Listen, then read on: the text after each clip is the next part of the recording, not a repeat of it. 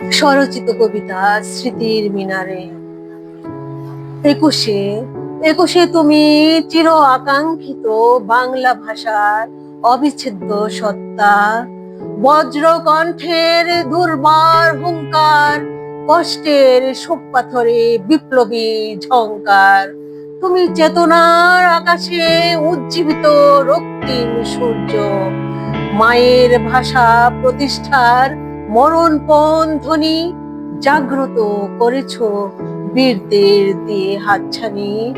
তুমি মহাসাগরের বিশাল ঝড়ের তাণ্ডব লীলা, ভাষা সৈনিকদের দেহ হলো অক্ষয় অম্লান, হেসেই তারা করে গেল তোমায় শেষ প্রণাম।